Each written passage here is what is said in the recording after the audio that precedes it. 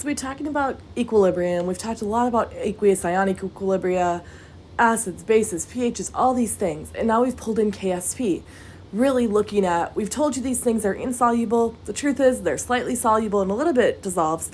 But now, and we've done some calculations looking at molar solubility, determining KSP, determining how much will actually dissolve with common ions, etc. But let's talk about how pH can affect this. We want to understand how the changes in pH affects the solubility of different substances. You should be able to use KSP to predict if precipitation will occur. Remember Q? Q is coming back, the reaction coefficient. And you should be able to use KSP to determine the order of precipitation of 2 or more salts. So, the effect of pH on solubility. One thing you just need to think, I'm going to show you guys how to think about it too as well, yes, but you should know is that insoluble ionic hydroxides. What do I mean by that? I mean any hydroxide that is not a strong base.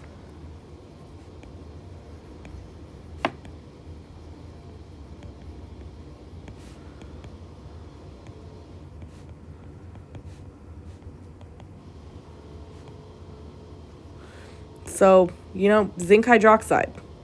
That is a metal hydroxide that's not one of our strong bases. The higher pH, the lower solubility. The lower pH, the higher the solubility. A higher pH has an increased concentration of hydroxide ions in solution. Remember, at pH 7, the hydroxide concentration is equal to 10 to the minus 7 for water. So if I just had pure water, pH of 7, nothing in it, nothing affecting it, we would have 10 to the minus 7th molar hydroxide ions. But if I have a higher pH, I have more hydroxide present than that. That is a common ion effect. The pH will decrease. If I have a lower pH than that, then I have less hydroxide. Therefore, the solubility will increase. Because what I'm talking about here is this dissolving into zinc 2 plus ions plus hydroxide ions. A higher pH increases this, which means less is going to dissolve. A lower pH, we have less of this present in solution, and there's more protons in solution, which will react with the hydroxide that does dissociate, forming salt and water. So therefore, as we more of this dissociates, lower pH, this is being pulled out of the solution, reacting, and then more can dissolve. So we need you thinking about this as a common ion effect when you're in solution. So again, higher pH has an increased hydroxide concentration. Lower pH has more hydronium, which reacts with that hydroxide, pulling it out of the equilibrium and then allowing more to dissolve. We represent this by saying M, meaning your metal, and N showing how many hydroxides to charge balance that metal.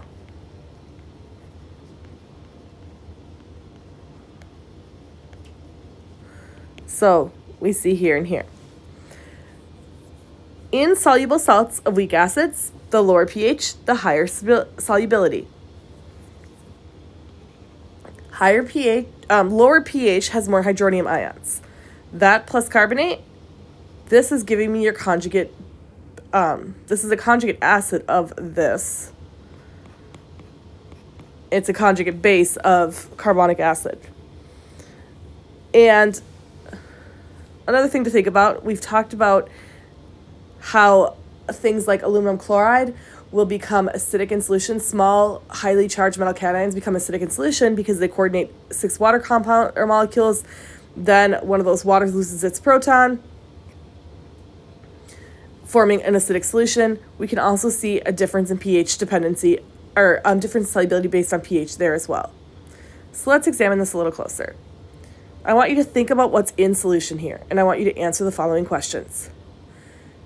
If a sparingly soluble ionic compound contains the anion of a weak acid, the anion of a weak acid is its conjugate base. Just another way of saying it. Sparingly soluble ionic compound means it has a KSP value. Addition of H3O plus will increase your solubility. So as I increase the H3O plus concentration or decrease the hydroxide concentration, the solubility will increase. Why? Well, I know I wrote this one on the previous slide, but if we've got calcium carbonate, what's going to happen in solution? Calcium carbonate is soluble to a point. When we say carbonates are insoluble, pretty true. But again, when we say they're insoluble, first semester, what that really means is they are sparingly soluble. A little bit will dissolve, so it will create an equilibrium. That should be solid. I apologize. It's going to form Ca2 plus ions and CO3 2 minus ions. But how many is it going to form? Well, that depends on its KHP, right? But I need you to recognize that this is the conjugate base of weak acid.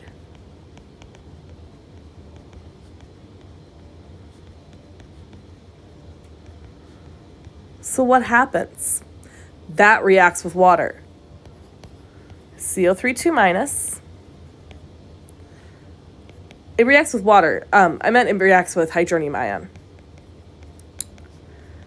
If I have a lower addition of H3O plus, it's going to react with hydronium. Base plus acid, going to react. The acid's going to donate that proton. The base is going to pick up that proton. And I form HCO3 minus and H2O liquid.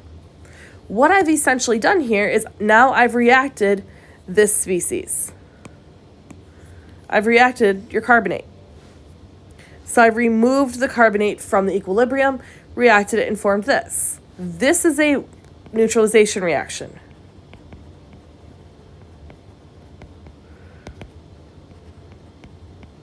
Where you guys use like your BCA tables, right? So that means it's not an equilibrium. It's not going back and forth. I have absolutely removed that carbonate from solution. That carbonate's going to react with the excess H3O plus in solution and be removed from the system entirely. When that happens, I've decreased one of the product concentrations, which means more of this is going to shift. Le Chatelier's principle tells me this equilibrium is going to shift to reestablish a new equilibrium. So therefore, more of the calcium carbonate will actually dissociate, forming more calcium ions, more carbonate ions, which will keep reacting in that lower pH until the system runs out of hydronium or until it just neutralizes what we've got. One thing is going to run out here, though. Whatever your limiting reaction is going to run out. Either the H3O plus that you've added or the carbonate that you're producing is going to run out. But it's going to keep dissolving more of that calcium carbonate until whichever one's your limiting reactant runs out. The next one we have written here, though, and so pause this, please. I need to erase this for space. But the next one I've written here is AgCl. I'm going to write this up here, but AgCl, solid, is in equilibrium with Ag plus ions and Cl minus ions. We have told you that silver chloride precipitates out. And that's true. It does. It precipitates out as solid if it's formed in solution. But it's slightly soluble. It does have a KSP value. You need to recognize, though, that chloride is a spectator ion. What this means is that a lowering of the pH will have no effect on the system.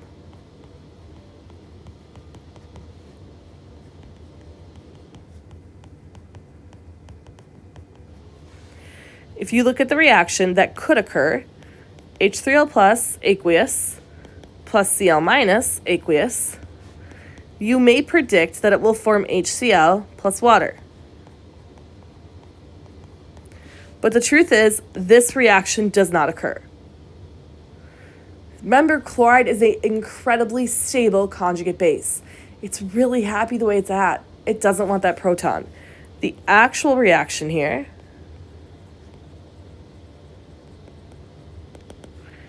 is HCl plus water will absolutely give you chloride ion plus hydronium. But it is not in equilibrium. It will not go the other direction. Therefore, this has an increased solubility. That is an unreadable word. Increased solubility.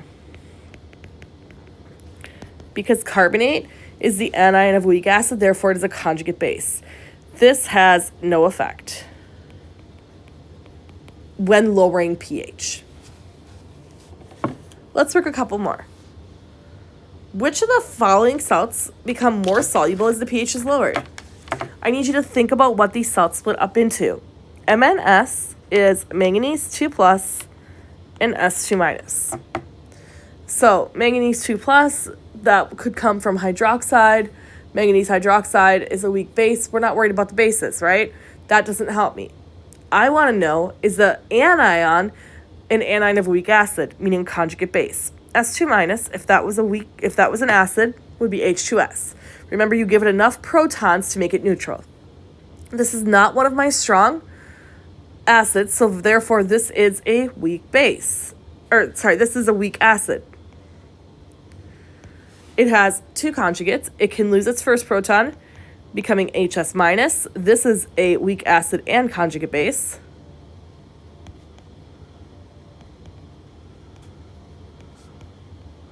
How can it be both? Because it can gain or lose a proton. It's a conjugate base to this system, but it's a weak acid to S2 minus. So S2 minus is the conjugate base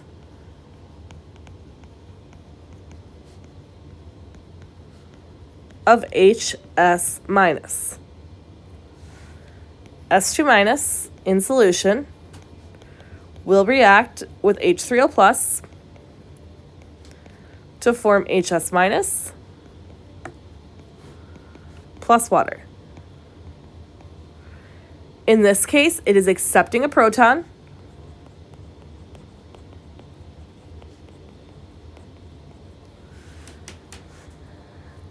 which is acting as a base, and this is acting as a weak acid.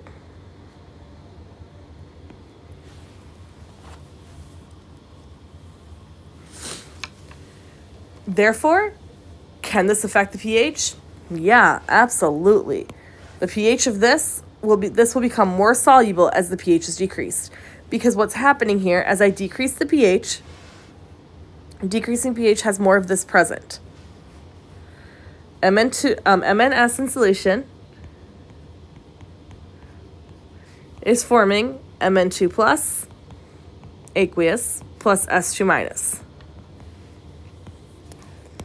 This S2 minus will then react with this hydronium, forming HS minus and H2O until either the excess H3O plus or the S2 minus runs out as the limiting reactant.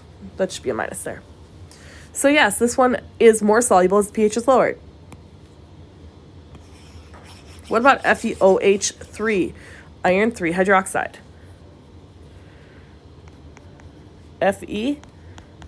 FeOH3 becomes Fe3 plus OH minus.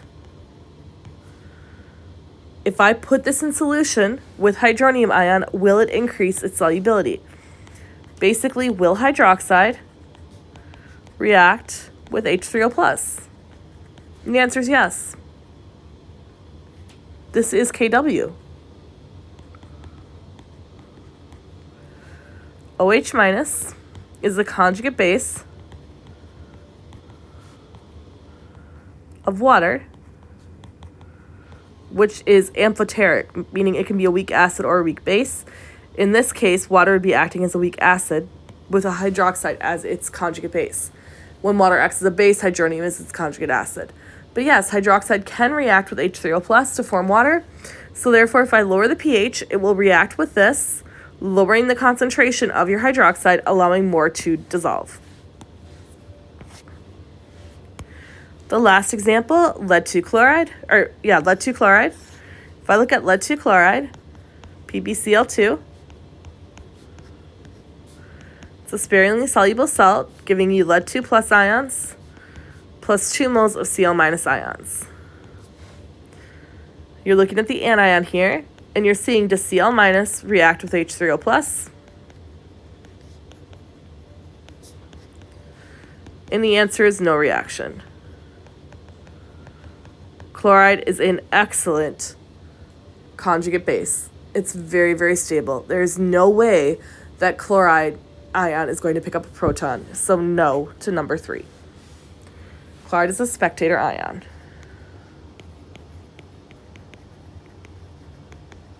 It's a conjugate base of a strong acid.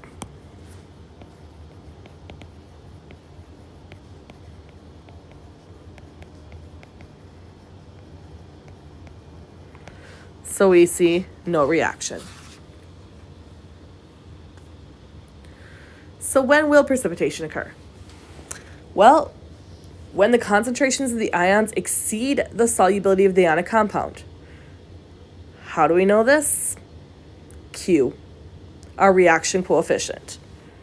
Remember Q? Your reaction coefficient, you're going to compare QSP to KSP. If the solution is saturated, no precipitation will occur. So the learning objective here, by the way, because I'm trying to remember to include those, use KSP to determine if precipitation will occur.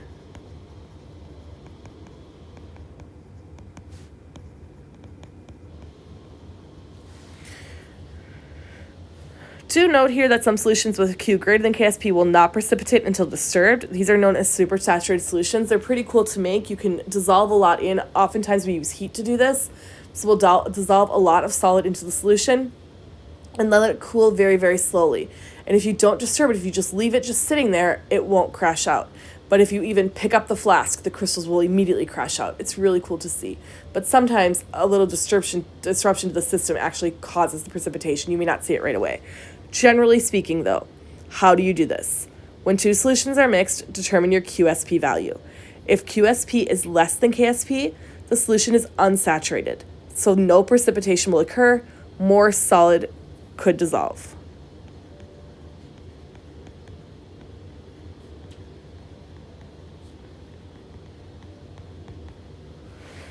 If QSP is greater than KSP, the solution is supersaturated, so precipitation will occur.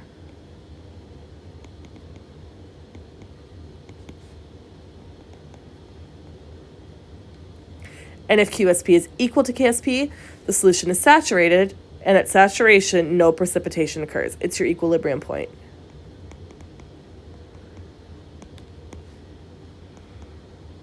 At the exact equilibrium, QSP equals KSP, because KSP is equilibrium, right? And so at that exact moment, you have dissolved everything you can dissolve. Nothing more will dissolve, but nothing will crash out either. So I kind of remember this by a number line. I think about K, SP in the middle, and then where is Q towards it. If Q is less, it needs to go towards product. It needs to dissolve more to get towards K. If QSP is too big, it needs to go backwards. It's going to precipitate.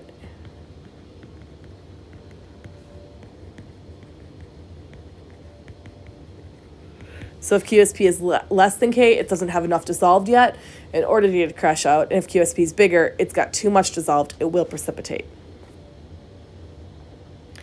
So complex ion formation, some different things you can see here. So we've got ammonia reacting with silver chloride, forming an ammonia, or forming a silver ammonium complex plus chloride.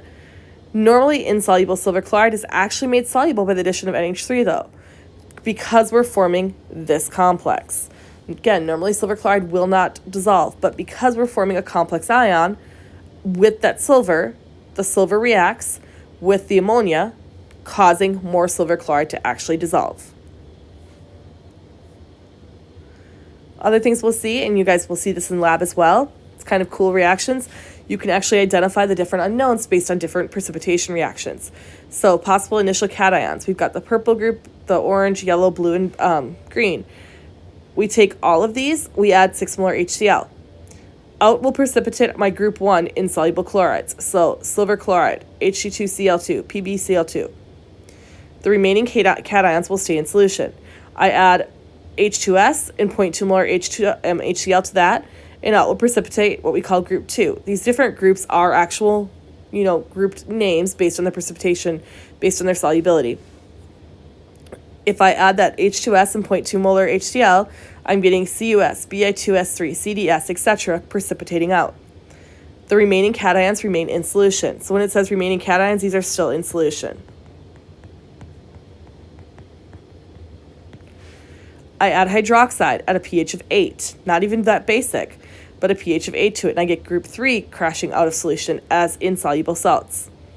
Remaining cations still in solution, I add NH42, HPO4, and NH3, and I get group 4 crashing out, and then group 5 will remain in solution, group 5 being your sodium, potassium, and ammonium, which never crash out. And what do I mean by crashing out? I mean what you see here. You can see the solids in here. This one is really ugly to me, but you can see the solids in here. This is what I mean by crashing out. They precipitate out. So when I say crashing out, I mean a precipitate is forming. And you guys will be able to do a similar experiment to this in the lab near the end of the semester. Some more examples to show you guys what's happening. So precipitation occurs if Q is greater than KSP. Again, I say QSP. It doesn't matter if you specify QSP or just Q. Q is just your reaction quotient. I'm just saying SP because I want to specify we're talking about sparingly soluble salts. In the solution here, I've got silver nitrate. I'm adding, there should be a 4 there, sodium chromate, and out crashes this really deep red, orangish color precipitate. Supersaturated solutions, I said supersaturated is when QSP is actually greater than KSP, but the system has not been disturbed. So it looks like it's all dissolved, right? But it's not. In this system, I'm adding 1 seed crystal. A seed crystal is a perfect crystal of whatever's in solution. So here we've got sodium acetate. So this is a simple little crystal of sodium acetate. When I add that to the solution, I disturb the solution and out crashes these really nice sodium acetate crystals. So let's work an example. KSP for silver sulfate, Ag2SO4, is 1.2 times 10 to the negative fifth. If 100 mils of a 0.8 molar silver nitrate solution is added to 100 mils of a 0.015 molar K2SO4 solution, which statement best describes what's happening to the system? The solution is supersaturated and precipitate will form. The solution is supersaturated but precipitate will not form. The solution is saturated and no precipitate will form, or the solution is unsaturated and no precipitate will form. I can give myself a lot of time or a lot of space to work, but we're going to make this work. So I want you to be careful here.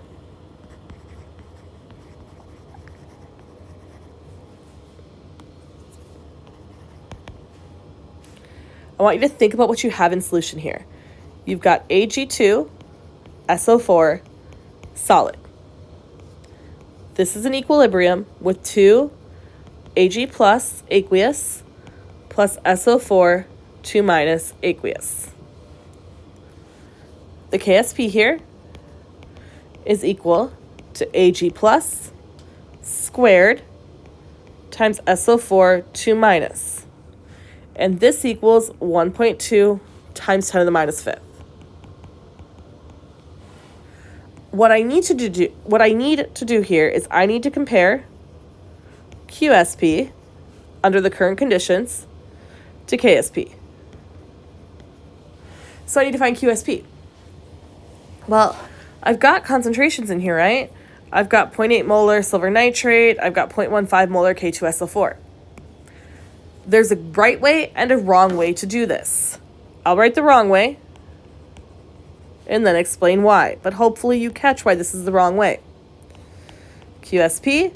We know QSP is set up just like KSP. So QSP is equal to the concentration of silver ions squared times SO4, 2 minus ions, concentration squared. Well, the question tells me I have 0.080 molar silver nitrate, which means 0.080 molar silver ions, squared, times 0.015 molar sulfate ions, squared.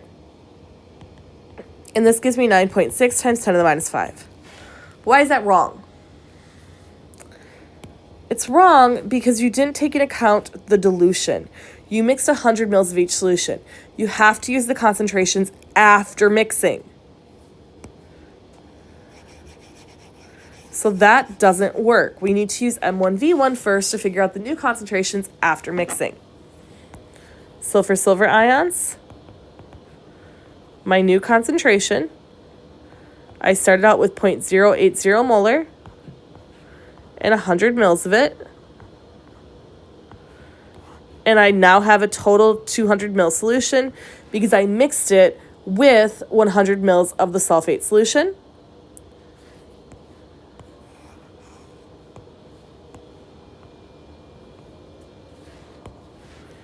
And I calculate out, I have a solution of 0.040 molar silver ions. Again, silver nitrate 1:1, so 0.08 molar silver nitrate is the same as 0.08 molar silver ions. Do the same thing with sulfate, SO4 2 minus, M2. I started out with a 0.015 molar solution and 100 mils of that. Too many. Shouldn't add sig figs. 100 with decimal, 3 sig figs. And I made a 200 ml solution here.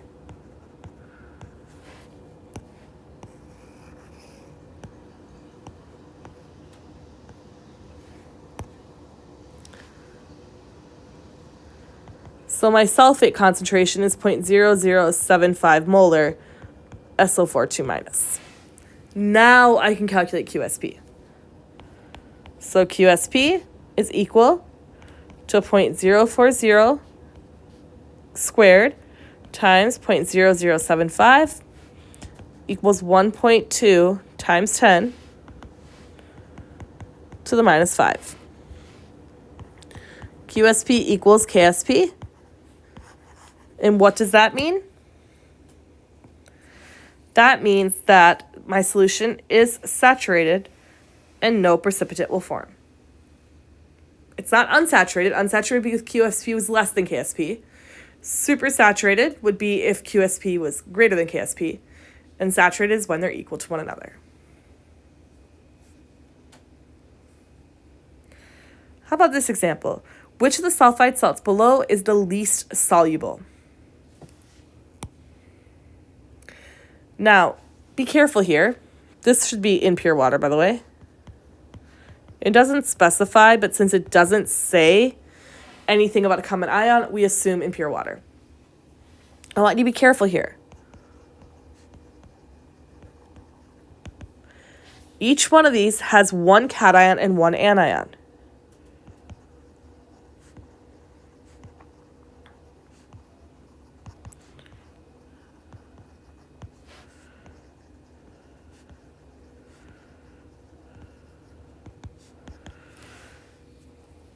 So CD2 plus, S2 minus, Cu2 plus, S2 minus, Fe2 plus, S2 minus. Why do I care?